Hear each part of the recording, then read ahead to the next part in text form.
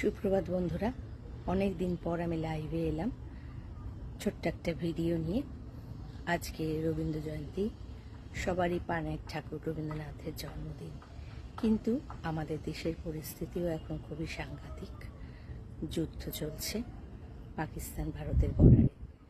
তাই কবিগুরুর প্রতি অবশ্যই শ্রদ্ধা জ্ঞাপন করব এবং ঈশ্বরকে জানাবো যাতে শান্তি ফিরে আসে। তবে যে ঘটনা হয়েছিল তার জবাব এইভাবে দেওয়া ছাড়া কোনো উপায় ছিল না। নিরীহ মানুষদের হত্যা করা চরম অপরাধ। তাই আমার মনে হয় সমস্ত দেশের মানুষ সব রাজনীতি ভুলে সরকারের পাশে দাঁড়ানো একান্ত দরকার। দল ভুলে গিয়ে নির্বিশেষে, এবং আমরা এটাই প্রার্থনা করব যাতে তাড়াতাড়ি আবার স্বাভাবিকতা ফিরে আসে, মানুষে মানুষে সম্প্রীতি ফিরে আসে।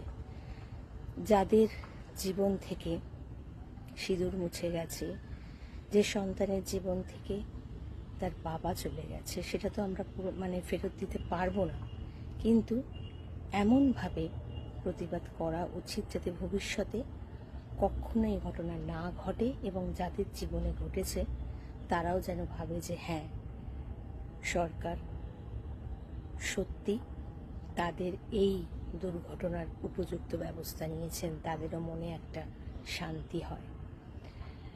তো আজকে রবীন্দ্র জয়ন্তী, তাই তোমাদের সবাইকে শুভেচ্ছা। সবাই সাবধানে থাকো।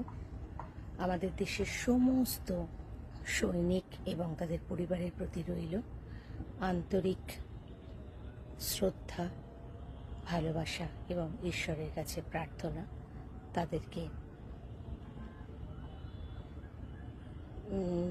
রক্ষা যাতে তিনি করেন সেই জন্য।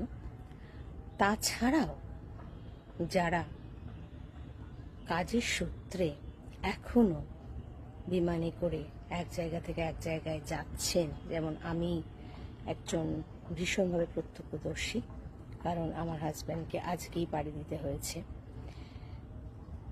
কিছু করার নেই, যেখানকার আমরা নুন খাই সেখানের দায়িত্ব তো আমাদের পালন করতেই হবে। তো চাই যারাই অফিসের কাজে এক জায়গা থেকে আরেক জায়গায় যাচ্ছে তারা যেন নিরাপদে তাদের কাজ সম্পন্ন করে তাড়াতাড়ি নিজেদের বাড়িতে ফিরে আসতে পারে।